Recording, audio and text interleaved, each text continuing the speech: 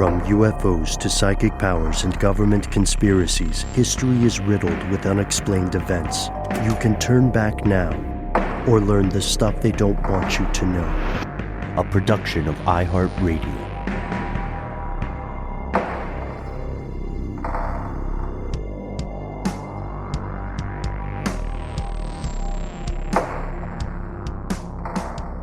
Hello, welcome back to the show. My name is Matt. My name is Noel. They call me Ben. We're joined, as always, with our super producer, Dylan, the Tennessee pal Fagan. Most importantly, you are you. You are here. That makes this the stuff they don't want you to know.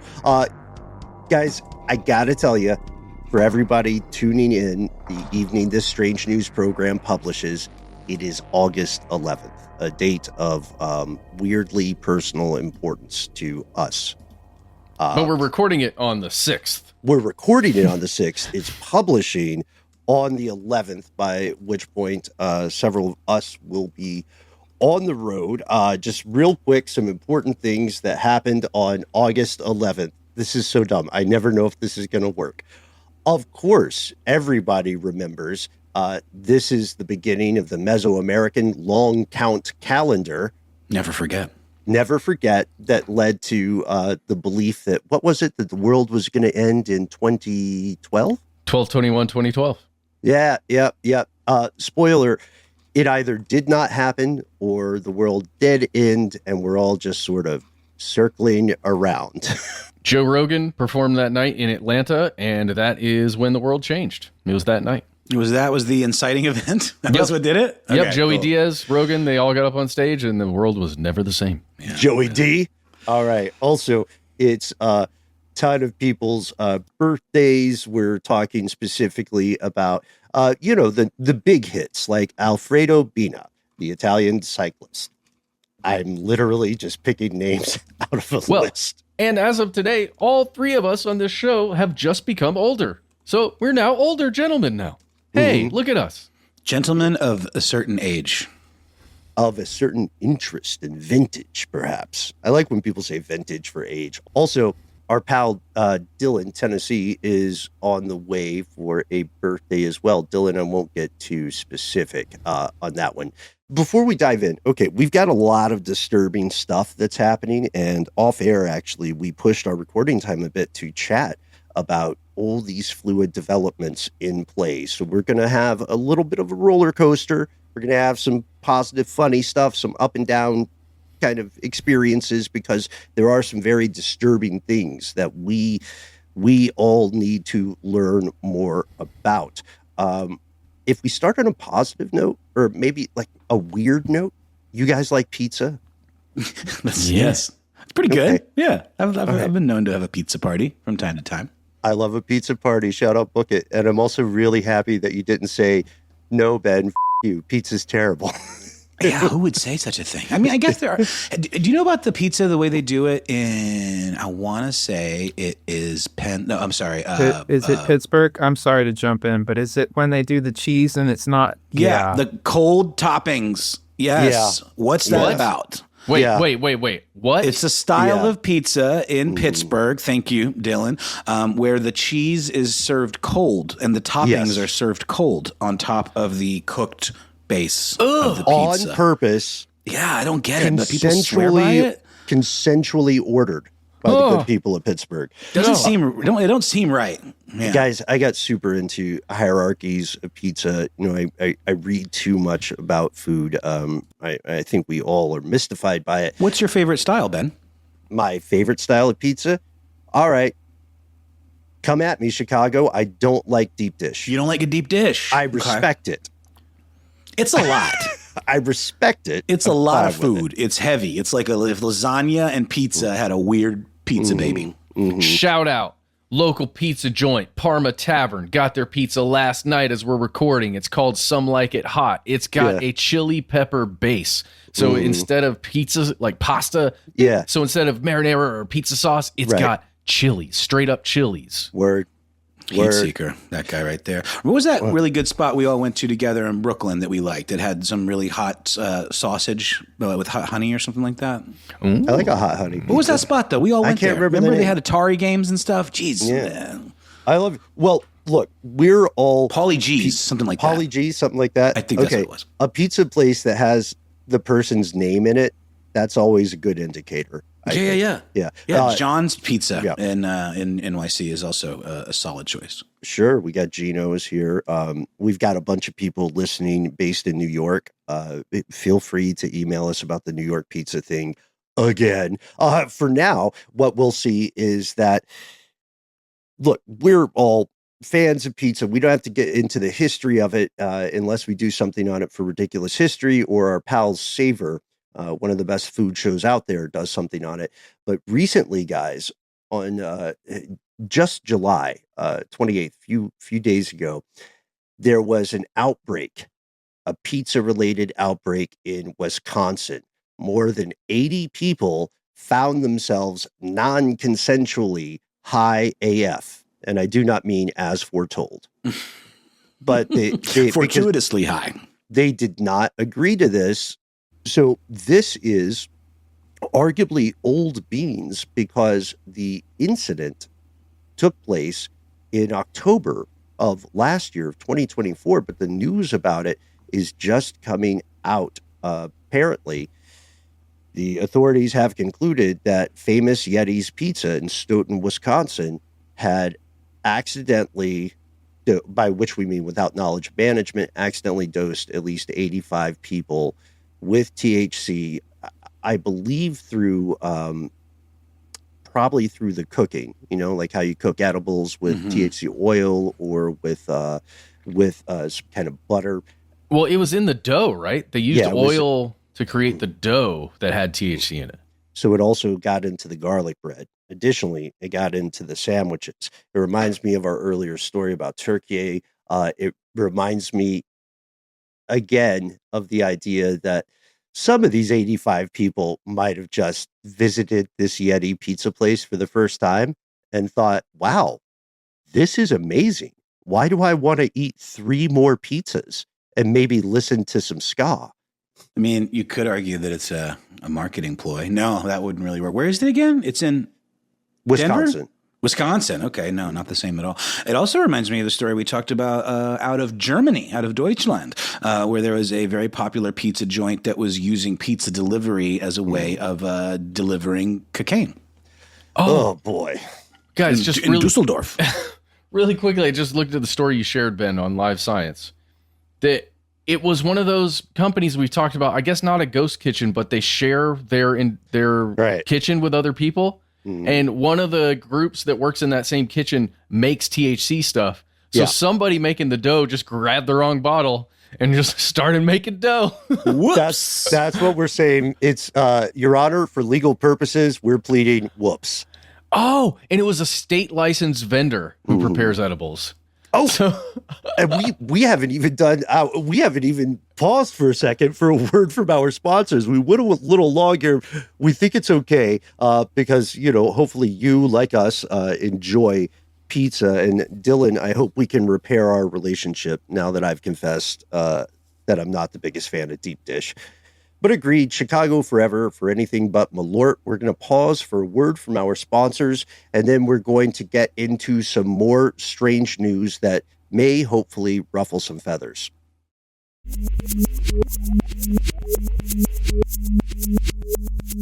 And we have returned. Okay, do you guys want the good news first, like continue the pizza level or genre of conversation, or do you want to get straight to the...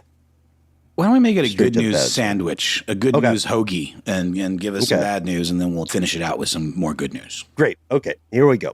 So, guys, remember Turkmenistan? How could I forget? Heard of it?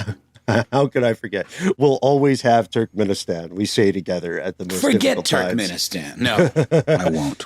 So, Turkmenistan, for over half a century out in the Karakum Desert, has been home to a continually burning crater of underground gas. It was formed in 1971. Soviet geologists accidentally collapsed a natural gas chamber while they were drilling, and they were terrified that this gas they had released would spread to the population and poison everything. So they shrugged their shoulders and they set that chamber on fire.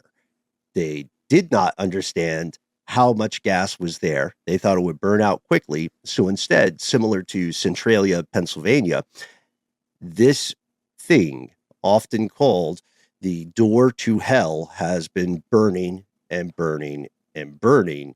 The good news here is that finally, as reported just recently, the fires are quelling down. The door to hell may be closing. Nice. Okay. Not a moment too soon. Those Cenobites were about to start pouring out. Can you guys imagine how large of a chamber there must be in there somewhere? Yeah. Like deep within the earth. And You mean for all that gas to accumulate and just consistently burn off like that? Yeah. For all of it to just exist in that pocket. Something decomposed at some point to create that stuff, that gas. I'm just imagining if you could somehow excavate whatever that chamber is and go down there and right. Cool. Once the fires quell, it'd be also very interesting to see whether there was some sort of extremophile life form that is now crispy. or has survived. That would also, I think that would be more interesting as well, right? Anyway, this comes to us from Daniel Graham, writing for Discover Wildlife. The fires aren't completely out yet for any absolute Sith Lords in the crowd who are going, oh no, my door to hell.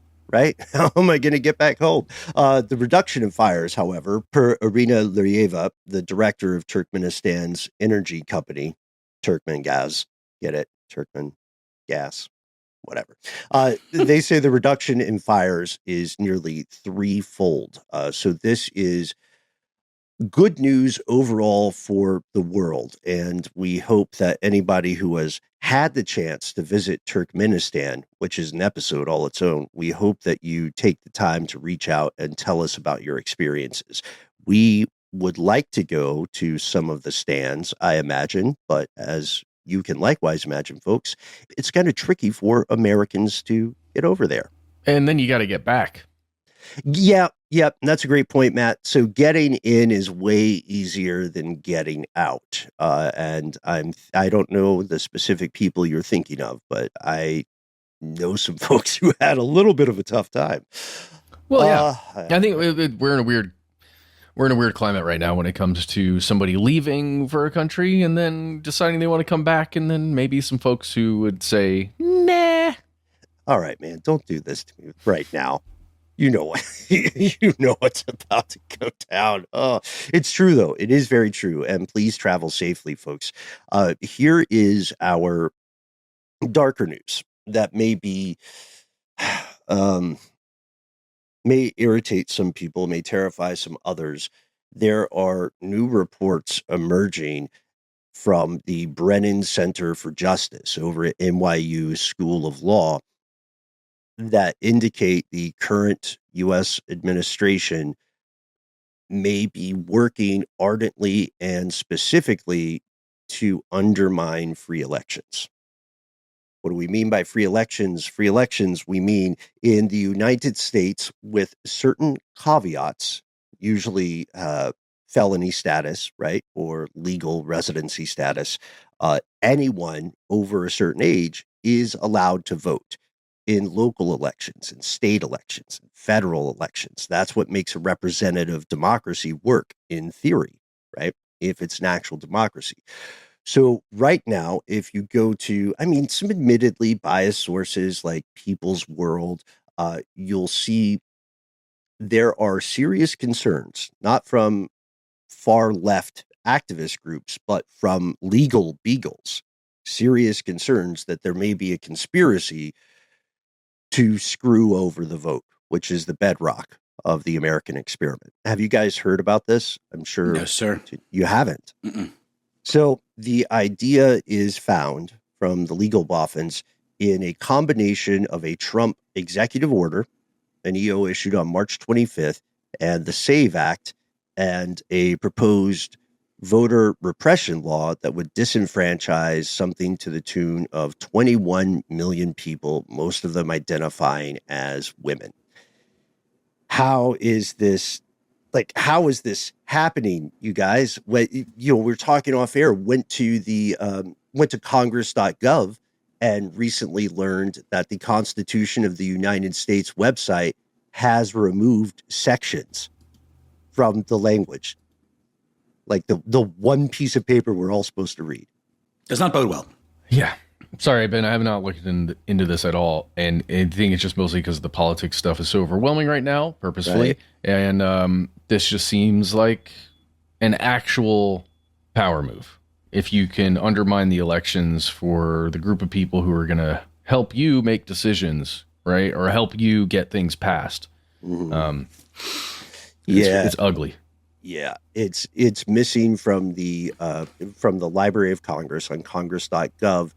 You can call it a goof, but then if you go to other related websites and links under the same auspice, then you will see that Article 1, Section 9 and 10 have been removed from both things, from multiple sources. I'll tell you what this reminds me of, and that it isn't a goof, and I don't think we've talked about it. It was, I believe, an exhibit at the Smithsonian on impeachment, right. And the Trump administration gently requested that that event in the history of Trump's political career be removed. Yeah, and it was temporarily removed, and then the Smithsonian reinstated it. They did. I didn't see that. Thanks for the update, Ben. But that kind of information control, I think, gives us all the squigs. Yeah, absolutely. Regardless of what your level of political interest is or your, ideological identification, we can agree that the Constitution is the thing you're only supposed to futz with through amendments. Not through just removing stuff off a website.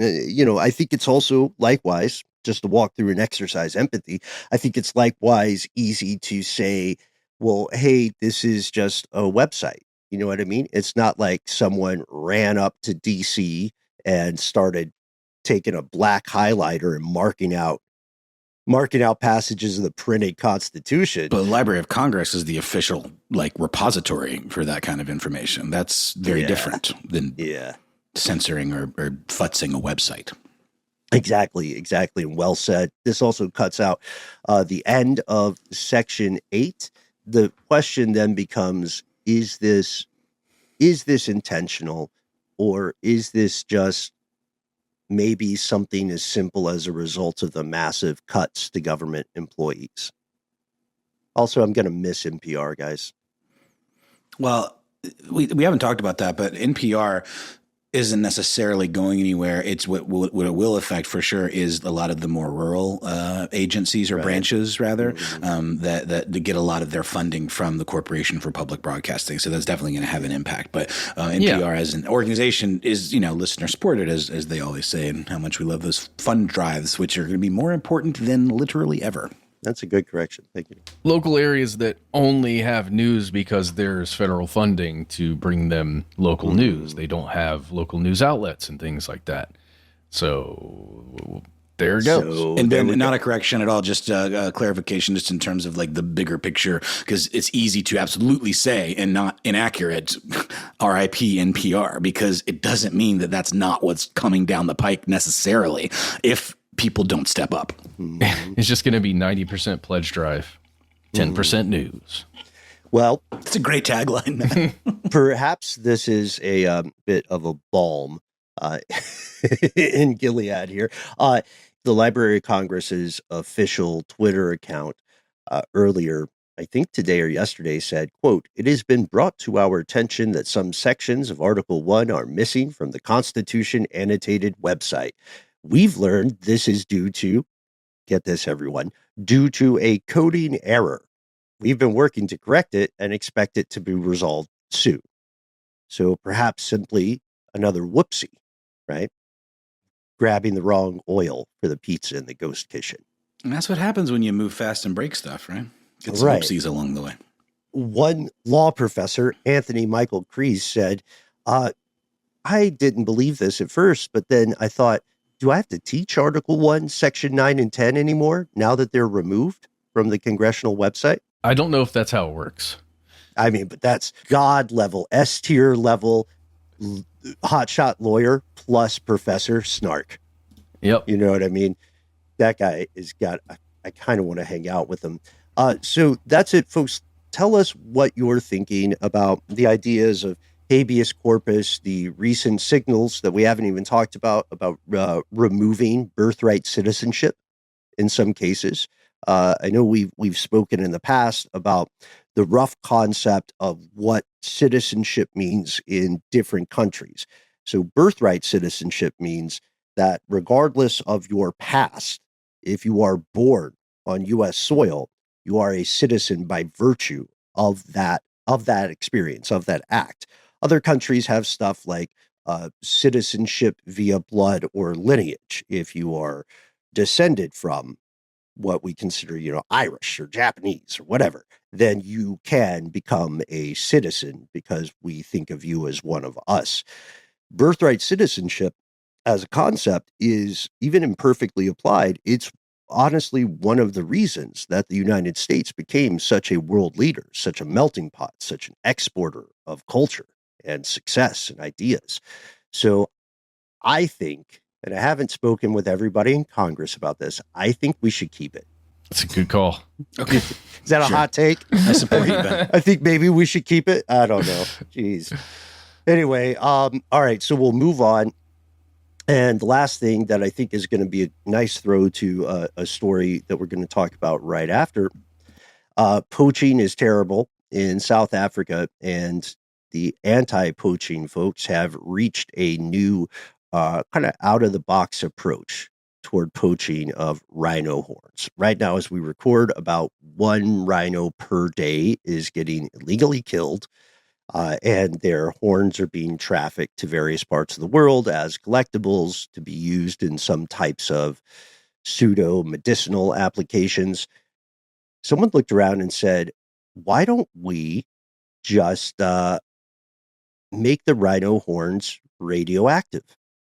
It's the question that's on everybody's mind, Ben. Right. Keeps us up at night. Yeah. How do the rhinos feel about this? The rhinos weren't in the meeting. So they weren't. They were very corporate about it. This is the University of Witwatersrand. They made something called the Rhizotope Project, and they put 6 years of testing research into this. They say, look, we can prove that the radioactive material we're putting into these rhino horns is fully safe for the rhinos. That's what they say. So the idea is that it's not that poachers will get within, X meters of a rhino and then erupt in cancer or tumors or vaporize as though they had run up to Chernobyl on its most famous day. Instead, the idea is that when rhinos are murdered, you can use the radioactive signal to track the provenance of the horn, the material that has arrived. The signature. Yeah, that's a perfect word for it. And these are stories that are happening so often that it's hard to keep track of all of them.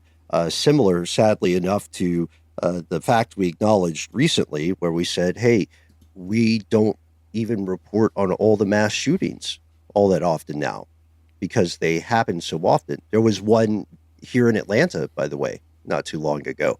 But with this in mind, there is another radioactive animal story that we can't wait to chop up together. So we'll pause for a word from our sponsors, and we'll be back with more strange news. And we've returned. Before we continue on our journey of radioactivity, we are going to pause here to just say, guys, have you noticed how crappy it is to just try and find news articles on anything, anywhere, to search for them, to find them once you're there? All you hear about is Jason Momoa's Chief of War as a giant pop-up, and then you get a bunch of other crap about how they want to send you messages, or just it's awful. It's an awful experience. 90% well, yes, Matt, ads. and that's why we enjoy Ground News. Yeah, just kidding. We're not Ground sponsored, News but they like do it. a good job. But yeah, it's not the best. My whole point here is you have to find a workaround like that. You have to find a workaround the way we've described before on the show, or else, like, if you're just using any of these websites that offer actual news nowadays, it's terrible. It is terrible. You'll also find that there are so many typos in everything and weirdly phrased sentences that don't make actual English sense. ChatGPT'd up. Yeah, I don't love it. You'll also find a lot of echoing of a primary source, which has clear signals, like tracking a rhino horn. You see the same turn of phrase. You see that maybe a typo has occurred, right? And that typo has just been uncritically, like ripples in a lake when you throw a stone. That typo is uncritically propagated throughout. And it's crazy because, Matt, what you're talking about, these are not just, and we say this without aspersion, these are not just, someone's private labor of love blog. No. These are supposed to be the high-end journalistic minds of the day. Yeah. Looking at you, AP News, and your typos, good Lord.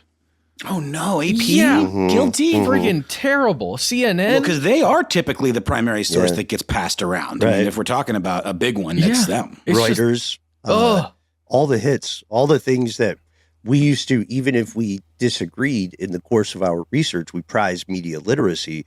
So we still never read a single source before we make a conclusion.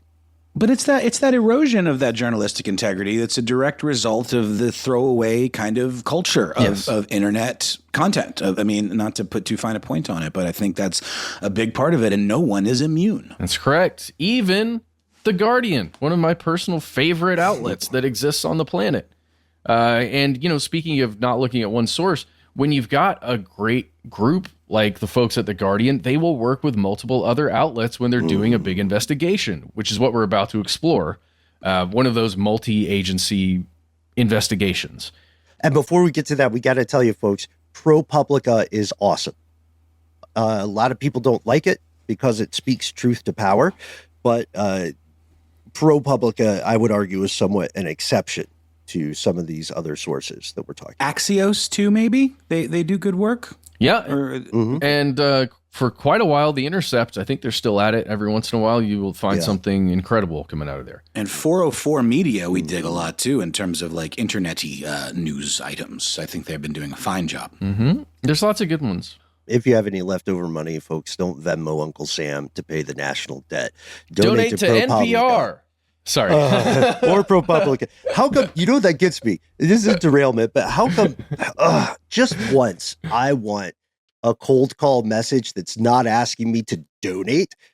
I want to be donated to. You know what I mean? Yeah. Like, hi, I'm the World Wildlife Federation.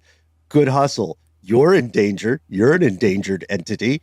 I don't care how much money it is. It's the principle. Yeah, here's 2 bits. Yeah, about $3.50. About $3.50. Nice. Sorry, that goes back to South Park. By the way, South Park season 27, episode 2 is out right now. Episode 3 is on its way. And did you see that the White House posted a still from it as a way of recruiting ICE? No, it's not. Yeah, they did that, to which the South Park fellows responded, "Oh, so I guess we are relevant. #, eat a bag of d-." Oh, yes, they did. Wow. Okay. Well, all right. So, okay, reporting, we've gone through that. Yep. So to breach the subject we have to go back in time.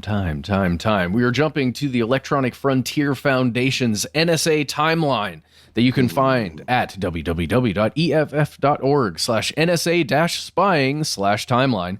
Check it out. It's got an entire timeline of the warrantless wiretapping and crazy mass surveillance that the United States has been going through since 2001, and it goes way back, the NSA timeline here, guys, to 1791.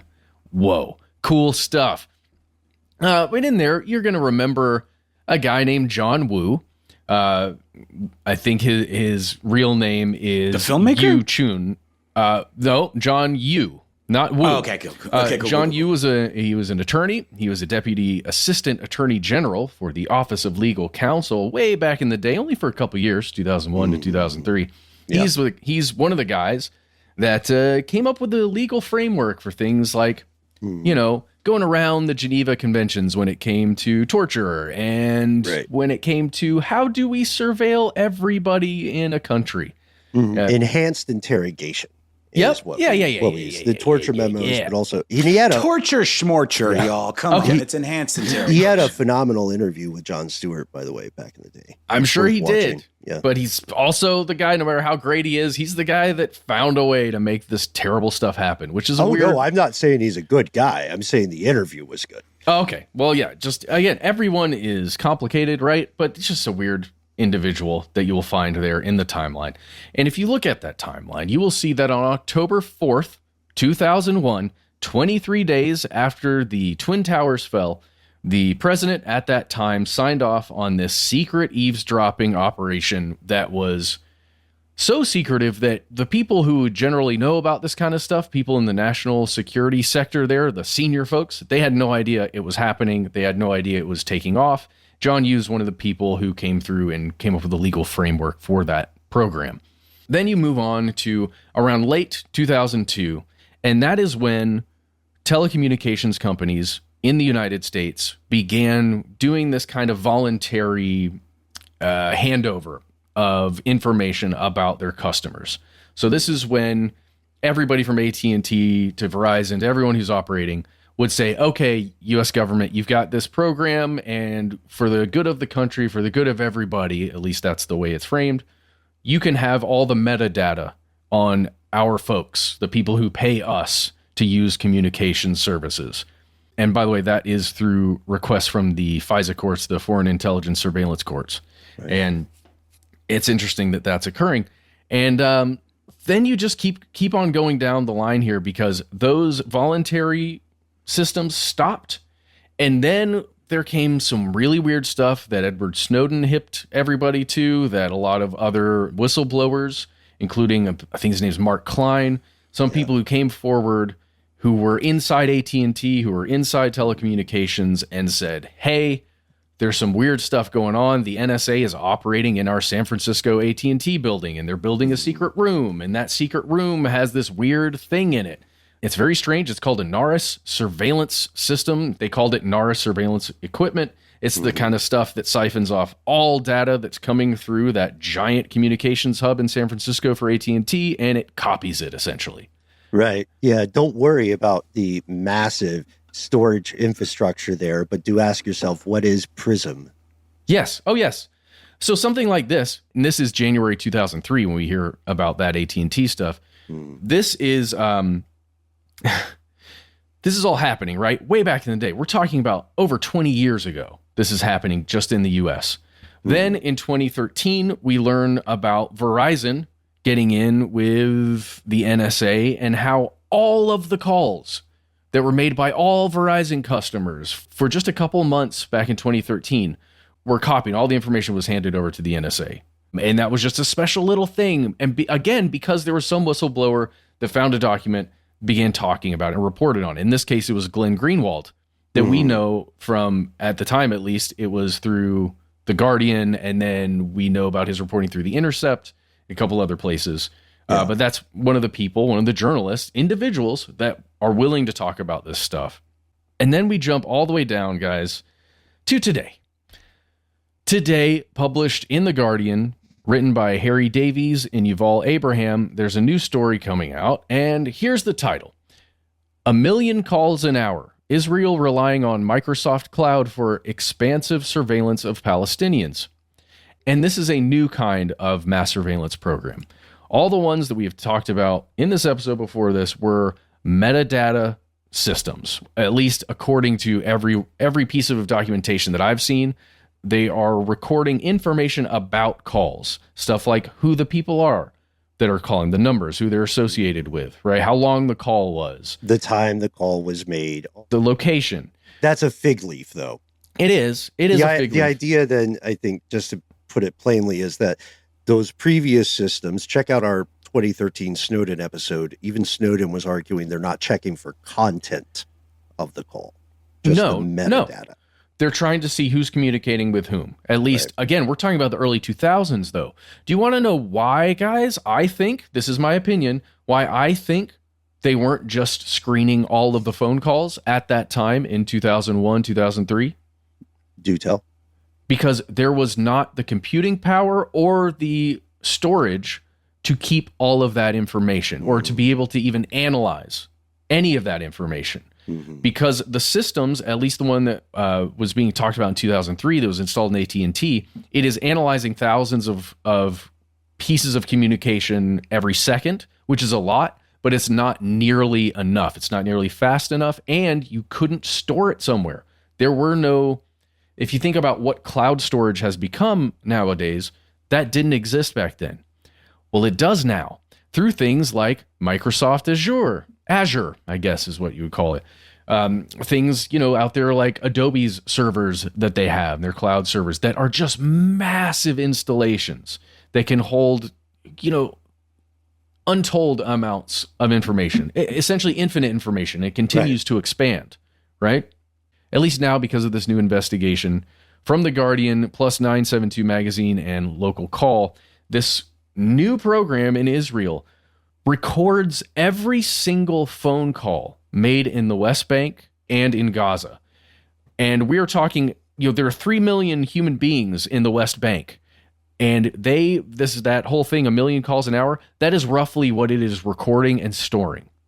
Imagine that, guys. 1 million calls an hour are stored through this mass surveillance program that Israel is running. Not the information about the calls, the content of the calls themselves. And Matt, from what we understand here, the nation of Israel has pretty much run all Palestinian telecoms for some time.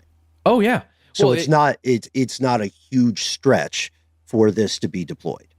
Yes, correct. It's the kind of thing where if you're living there in Gaza, you may imagine, gosh, I wonder if anybody's just listening to all these calls now that's all run, by people that are bombing us currently. Yeah, it is. And it also helps when you take out most of the telecommunications systems with bombs, right? Now this entire area is reliant on your systems. It's really creepy. You can look up Unit 8200. This is it's equivalent to, but not the same as the NSA for Israel. And you could read this entire thing. I would recommend it highly. It is crazy, you guys. These calls are kept for a long time, 30 days or more. They are analyzed using AI systems. There is a threat level assessment that occurs that is not a human. It is a system. It is an algorithm that is figuring out who's threatening and who's not. They are also looking at all text messages, and they have been doing that since around 2021. Yep. And again, using AI systems to assess those things. Is this person a threat? Are they communicating threatening things? It's really creepy, really scary. According to Microsoft, they had no idea this is what was happening. We thought we were just storing a bunch of things. The CEO allegedly met with the chief. So let's just give these names. Satya Nadella, who is the CEO of Microsoft, met with the commander of that Unit 8200 back in 2021. Mm-hmm. The unit commander of 8200 said, hey, we've got a lot of data. We want to go to the cloud. We think you're the right people for it, but it's secret, super secret. And, Nadella said, that sounds like a lot of money. No, I'm just joking. We have official statements from Microsoft that, say we had no idea. We have official statements from a lot of people saying basically, hey, we're just doing business here. But it is the equivalent of millions and millions and millions of dollars. So, guys, it's just a really messed up thing to think that you could even possibly record all of those calls and then use them, according to a couple of people within 8200 who came forward for this investigation. Again, you got to trust The Guardian and these other outfits that they're telling the truth, because these are unnamed witnesses. These are unnamed people who are a part of the Israeli intelligence group. But they are saying that these calls were used to maybe target an individual that they thought was maybe a threat, and then they would listen to the calls of everybody in the surrounding area. Not even direct communicators, right? Yeah. Not the Kevin Bacon game that we talk about with PRISM or other surveillance systems. This is geographically based. So this is, for instance, if we hear someone on 123 Main Street and they become a person of interest to us, then everybody on 123 Main Street is now of interest. Yeah, basically a neighborhood level. You just listen to everybody in there. Again, listening to the full phone call too. Everything that's said. Calls between everybody. No longer just metadata stuff. This is like a cut above that. It's interesting because analysts, and I'm sorry I have to be vague here, but analysts have long been, this has been around for a minute, some version of this across various countries and regions of conflict. Analysts are already figuring out or speculating on how this will run afoul of some EU stuff, because those servers that are being used for this gargantuan infrastructure, they're not based in the Middle East. They're more like in what I believe Netherlands, Ireland, probably. Yes, at least those are the two known ones where the information is primarily stored. It's weird too, because this is the kind of thing where back in the day, again, before September 11, 2001, before a lot of these legal precedents were set, before a lot of the world decided this kind of thing was a necessary evil to protect everyone, you would have to target somebody for surveillance. You'd have to say, okay, this person is suspected of some bad stuff. We're going to target them for surveillance. In this case, you record all the phone calls, then somebody gets put on a list for one reason or another. One text goes through that's a little iffy, and the system says, hey, we think you should look at this person. Now Unit 8200 can go back for a month or more and listen to every single phone call that person has made or received, and can decide if that person is actually a threat or not. That to me is just super creepy. Yeah, absolutely. Because it's restructuring the typical order of operations, right? Even, look, it's no secret that in the wake of September 11th and during the subsequent war on terror, or however it was packaged to the global public, it's no secret that there was a lot of, beat me here, Dylan, cowboy going on. The wallet was open. The rationale was there. You could finally do all the government overreach stuff you wanted, and you could do it while you had a flag draped around your shoulders. That is the reality. And you can't, it's very difficult to walk that stuff back. I would say at this point, almost regardless of where you live, you should assume that your communications are going to be heavily monitored. Yeah. Yeah, it does feel that way. Did y'all see the John Oliver piece about gang lists? About lists of, I mean, it's not the same, but it's a similar level of willy-nilly, putting people's names on lists that maybe don't deserve to be there, and then the lack of transparency with how the hell to get yourself off of it. Right, where they put the anti-gang activist who sang the hook for Gangster's banger. Paradise, They put him the on most the list. anti-gang song from the most anti-gang movie of the 90s, starring Michelle Pfeiffer. Right.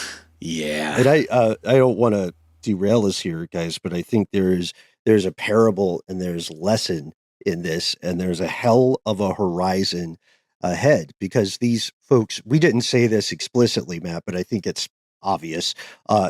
None of these folks got a chance to consent to being surveilled in this way, and none of the folks that we're talking about had a chance to contest any arbitrary or AI-driven decision made about them. They also were not informed about this. So a lot of violations there. Yeah, and according to several people from Unit 8200 who came forward, are saying that these calls were specifically used to identify bombing targets during the ongoing campaign in Gaza, where thousands of civilians have died. Anyway, I think that's all I got, guys. Definitely read this entire thing. There's so much more to be said about this. Look it up on your own and assess on your own, and, maybe let us know what you think. We'll be right back with more strange news.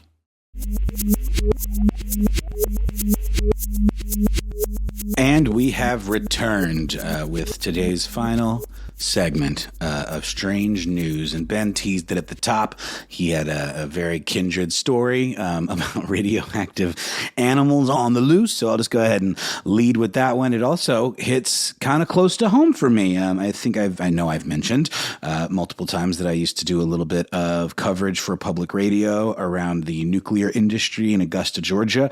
And one of the sites that was involved in that reporting was the Savannah River site in South Carolina. I lived in Augusta, Georgia, right across the river, the Savannah River from Augusta, Georgia. You're in South Carolina, it's North Augusta, South Carolina. And a little further than that, you're going to find SRS, as it's referred to. And it is one of those Superfund sites, as we talked about, that is involved in the disposal of legacy nuclear waste left over from the manufacturing of nuclear weapons. It is overseen by the U.S. Department of Energy, and they've got ongoing activities there designed to monitor various pits and areas that were used to dispose of radioactive waste before they knew that was maybe a bad idea. And there are also these tanks, these underground waste tanks. So liquid nuclear waste is actually stored in some of these underground tanks. And on July 3rd, this is near Aiken, South Carolina, officials at the SRS, or Savannah River site, found a radioactive wasp's nest with radiation levels 10 times that which is allowed by federal regulations. The immediate reaction after probably a bit of an because a wasp's nest, whether radioactive or no, is nothing to fool with. It was to spray it with insect killer, remove it, and dispose of it as radioactive waste. They say that no mega radioactive wasp creatures were found. The report said that there is no leak from the waste tanks, and the nest was likely irradiated through what they refer to as, quote, on-site legacy radioactive contamination. Oh, tight.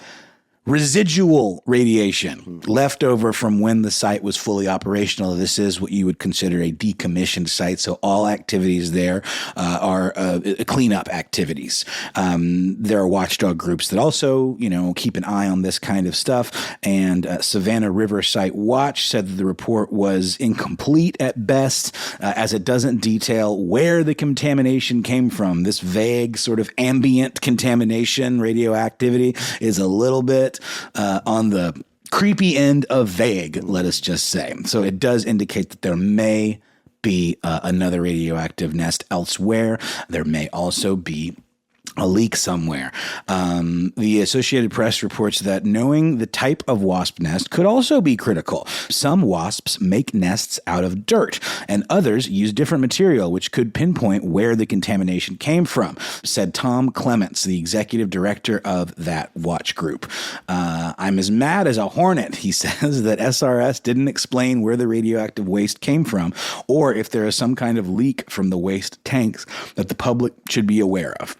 The tank farm, as it's referred to, is inside the boundaries of the site, and wasps generally fly just a few hundred yards from their nests, so there's no danger that they are, migrating outside of the facility, if there are, in fact, any radioactive wasps to be concerned about. And the last time SRS came up, I can't remember the exact story that made me bring this up, but I talked about how when I actually went out there once, I talked to a lot of scientists, researchers who are on site. I think these efforts are still ongoing, who actually use native wildlife to track the progress of radioactive decontamination over time. The specific ones that I remember were turtles that were actually tagged with these little micro kind of tags that they could use to differentiate between them. They're not in any way like trackers, I don't think. They may be, but the whole point was they would know that we have tested this turtle before. They'd pick it up, bring it back to the lab, run a Geiger counter or whatever over it, and then use them as kind of benchmarks as to how successful the efforts to, decontaminate this site have been. And it is ongoing because, as we know, radiation don't just go away overnight. So what do you guys think? Radioactive wasps? Worried? Not worried? Indifferent? I'm for it. Cool. Dealing with some wasp stuff over here in home base. And what I have learned about wasps, guys, is that they generally don't go very far from where their nest is. So hopefully not going to be a problem for the human population. Again, yeah, depending on the type of wasp, radioactive animals are so interesting to me. I also want to shout out the New York Times for calling them hot wasp. There you go. I like the idea that someone's got some hot wasp. What's your hot take on the hot wasps, Ben? Well, the idea here first is this could have, not comic book level altering effects on the wasp, but it's definitely not going to be good for their population as well, right? Like we know We've had great discussions about how disasters at Chernobyl, for instance, were actually over the long term kind of good for biodiversity in the area because they removed humans. But now I think one thing I really appreciate about you bringing this story is that it shows us how much more is out there. Like for any student of nuclear shenanigans, Savannah is a fascinating place, right? The Savannah River site, and they still haven't found that bomb, have they? You're more familiar with it than I am. I don't remember that story right off the top. I'm sure I knew about it in the past. Off the coast of Savannah? That's right. I do remember talking about that. That wasn't something that I was super, super familiar with, but I'll have to do a little digging into that myself. I do want to just backtrack 1 second. The site was decommissioned as a site for manufacturing the plutonium cores to make nuclear weapons during the Cold War, of course, with the Soviet Union. But now it actually is still used to make product, and that product would be fuel rods for nuclear plants, nuclear power plants. Sure. And again, of course, these activities involving cleaning up that legacy waste from manufacturing of those nuclear weapon cores, nuclear bomb cores. According to the AP and Savannah River site stats, the site generated more than 165 million gallons of liquid nuclear waste, which has, through evaporation, been reduced to about 34 million gallons. And that is according to Savannah River mission completion. So an ongoing process there. Mm-hmm. And Noel, do we have any specific stats on like the level of contamination on these wasps? 10 times what is allowed by federal regulations. Okay. That's all I've got. Okay. So I don't know if that's specific, wasp specific or just like, wildlife specific, I think, but 10 times the allowable federal limits. Okay, so it sounds like 10 times the allowable federal limits for contamination of wildlife in general. Yeah, I think that's right. This is one of those weirdly specific questions we always run into in our research. So we wish everybody luck.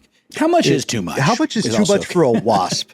Specifically, exactly. Where's the study on that? Well, we know the study will be on the way now. And remember the murder hornets? Yes. Yeah. I actually came up in the movie Eddington, which I quite enjoyed. But yeah, what if we had nuclear, radioactive murder hornets? Ooh. Hey, Good fun times. fact, guys.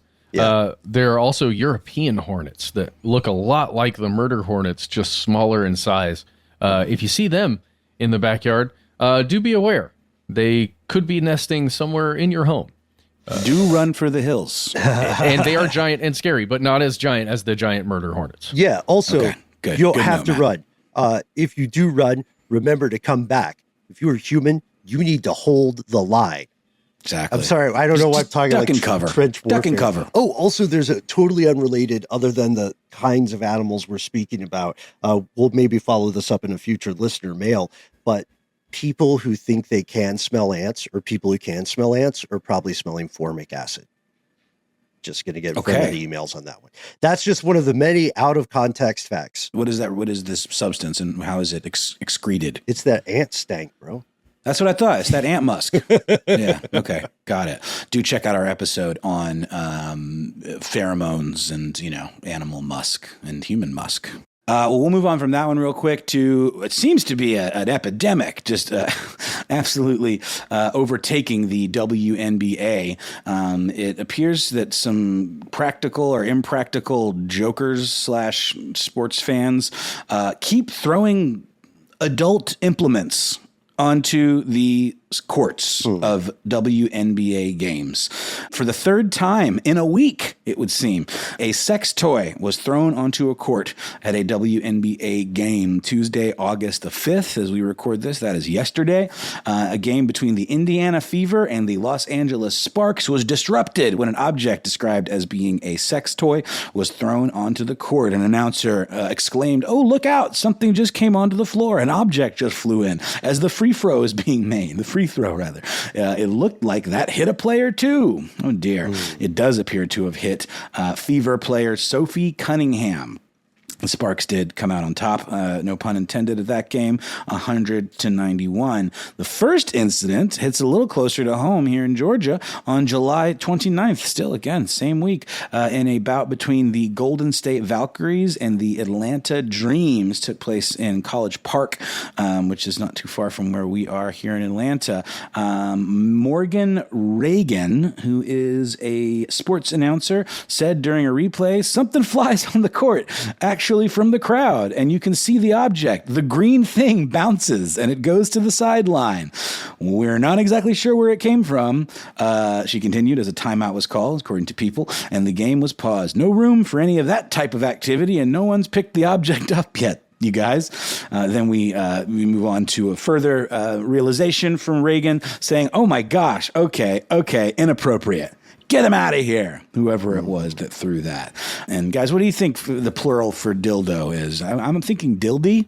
We've got a spade of as a pitch. I think it's fine. Dilday. Dill don't actually. Yeah. This is a bad move. This does seem to doesn't this seem to be an act of misogyny? Like, it does seem targeted because it's not as though when you were first telling me about this off air, I was unaware. It does seem that it is not like a guerrilla marketing campaign by a sex toy company because they're not targeting. Correct me if I'm off base here. They're not targeting anything but WNBA games. That's sure what it seems like. Yeah, I don't like it. No, it seems pretty gross. And the other one was in Chicago during the Valkyries August 1st game against the Chicago Sky. 7 minutes into the third quarter, a person threw a similar object onto the court of Wintrust Arena in Chicago. The broadcast footage saw, again, a green sex toy being thrown onto the sidelines just shy of the court. Guys, it sounds like a Whitest Kids You Know sketch to me. Like, that's all, the whole thing sounds like a setup. Well, you know what occurred to me, especially with the idea of it being bouncy? What if a fun sketch would be a basketball game played with entirely bouncy sex toys instead of basketballs? Here we go. You have my attention. Now you have my interest. Yes. Yeah, it would be fun in sketch form in any case. But yeah, if it was consensual. Yeah. And that player that got beaned by the object in question tweeted, "Stop throwing dildos on the court, you guys. Yeah, you're gonna hurt one of us."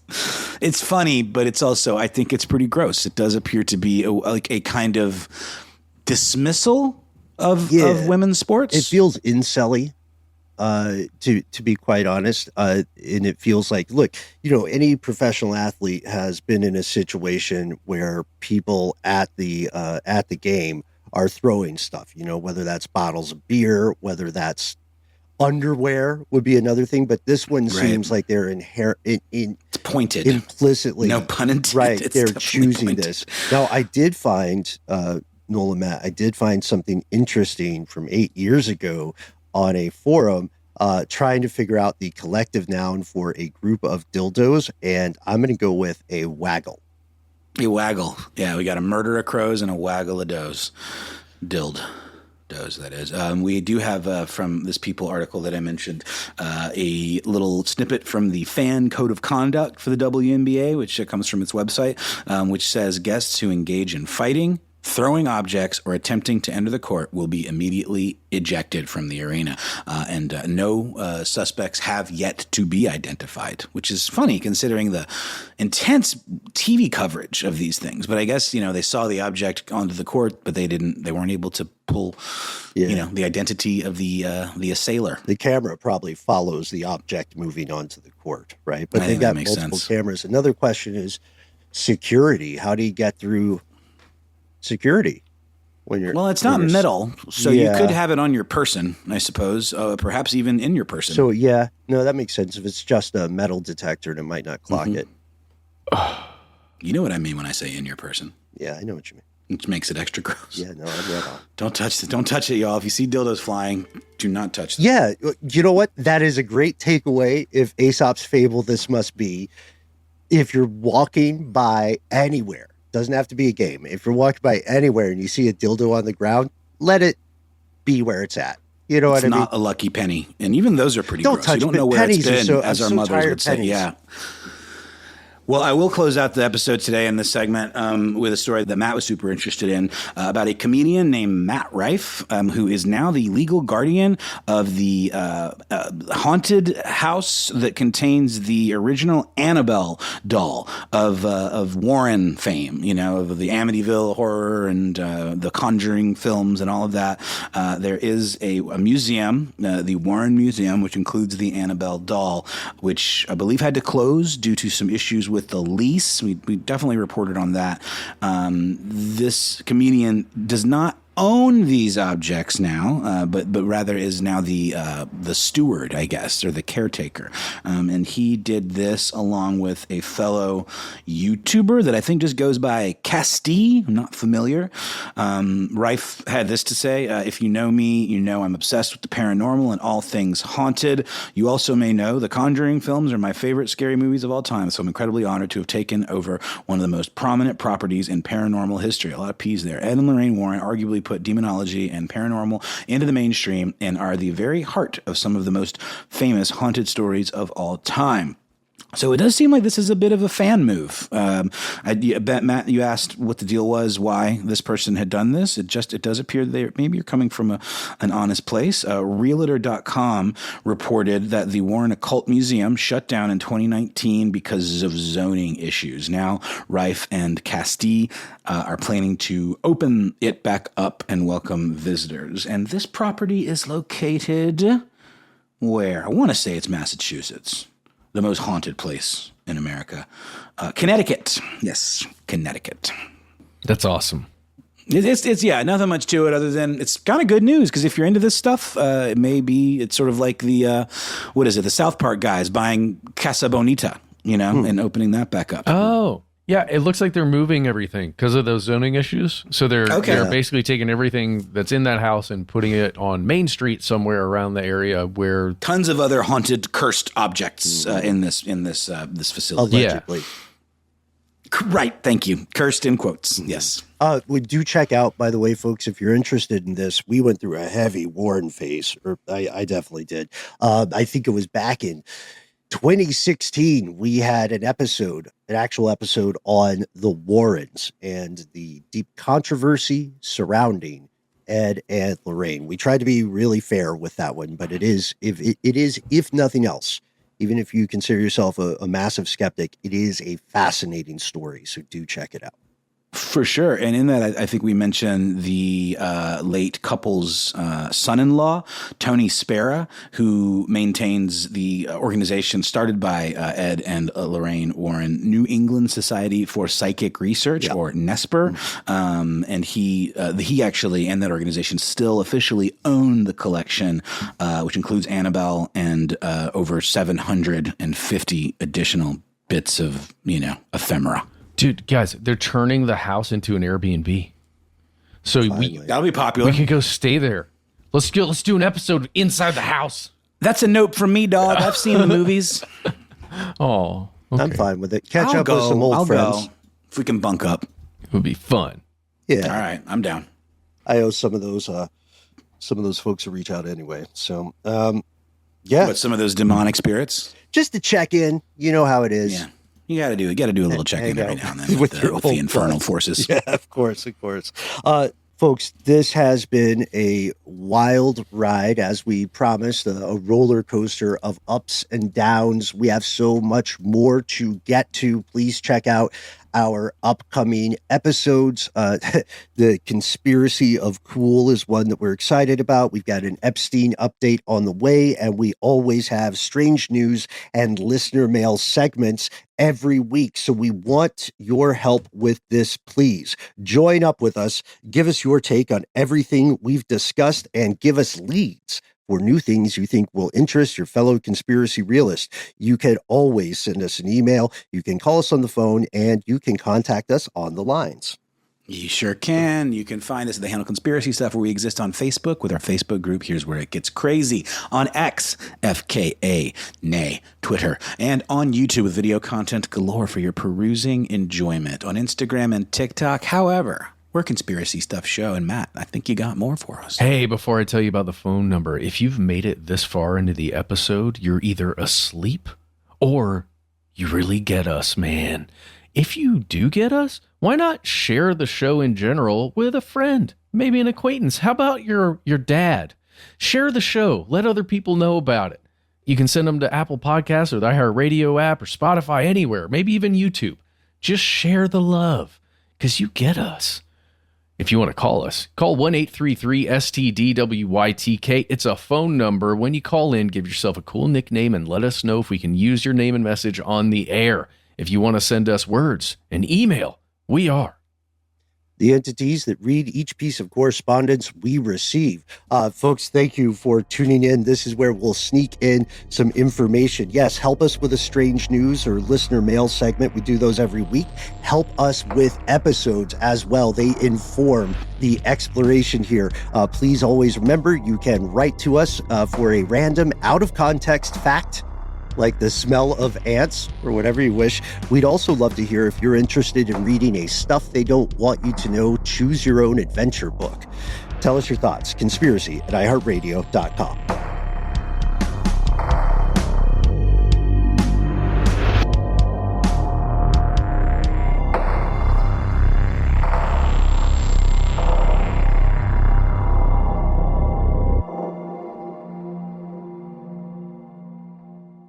Stuff They Don't Want You to Know is a production of iHeartRadio. For more podcasts from iHeartRadio, visit the iHeartRadio app, Apple Podcasts, or wherever you listen to your favorite shows.